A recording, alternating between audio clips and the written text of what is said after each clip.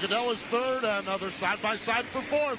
Good, strong racing. Ronnie Silk. Oh, hard crash on the front straightaway. One car upside down, skids on its top near the start-finish line. Now flames erupt inside the cockpit of the race car. The car continues to sit upside down. The driver still sitting inside the car. Cannot get an exact idea of which exact car number that is, but the car sitting upside down, just shy of the start-finish line. Fire still burning inside the cockpit of that race car. I think it's the Danny Bohn car that is upside down on the front straightaway after a wild ride. He caught the wall at the exit of turn 4. The car got up on 2 wheels and then eventually rolled over onto its roof, slid for about 100 yards on its roof on the front stretch, and a bit of flame from that car. A single-car incident involving Danny Bohn, who has climbed from the race car.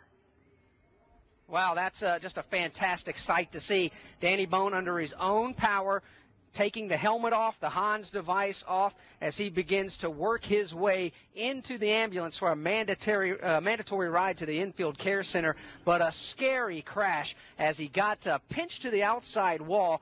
The skid marks coming off of turn 4, Steve Post, basically tell the story. Yeah, it was a spectacular crash there as he went right off from turn number 4. There's tire marks all up and down the safer barrier, and they're pointed skyward. And then other tire marks as the nose of the car came down and hit the ground again and went back up again. There are tire marks. If that front straightaway is 660 feet long, they're 660 yards long. There are tire marks half of that distance. So it is absolutely unbelievable what a ride that he took. And that car kind of pirouetted in the air before landing on its roof. Then the fire, but fortunately he climbed out of the race car. But the skid marks don't lie. He had a wild ride, and much of it was pointed skyward. Danny Bohn came together with Ryan Preece off of turn number 4. They hooked wheels, and it sent Bohn into the outside wall, and the pressure from Preece's car just sent that car airborne, and Bohn's car literally went up and over the Ryan Preece car as they slid down the front straightaway. Like Steve Post mentioned a moment ago, a couple of 100 yards before it came to a rest on its roof, slid some more, and then the scary part, Alex, that flash fire. The fire taking place there with the car sliding upside down on the sheet metal top. That's certainly going to create an awful lot of sparks. The fuel leaking from the upside-down engine, along with some of the other hot fluids, ignited a scary fire that engulfed the engine and the driver compartment. But certainly the safety equipment and the way these race cars are mandated to be built safely by NASCAR inspectors did its job. Everything about it did its job.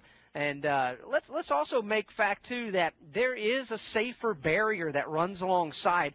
That is the front stretch of this short track, Kyle, but it's actually the inside wall of the Daytona Superspeedway. If you remember last year, the duel here at Daytona, the last lap, Danica Patrick took that incredible hit on the final lap of that event after her car spun off the inside of the racetrack off of turn number 2 on the back straightaway. That's the wall that Danica hit a year ago. That's the wall being used as the inside wall for these NASCAR Modifieds and K&N Series here tonight. And that safer barrier did its job, and all the safety components that NASCAR mandates in these Modifieds did their job as well. And quickly, Danny was able to climb out of that car as safety crews arrived on the scene of the incident. 118 laps complete. The distance is 150. We're under red flag for the second time in the race.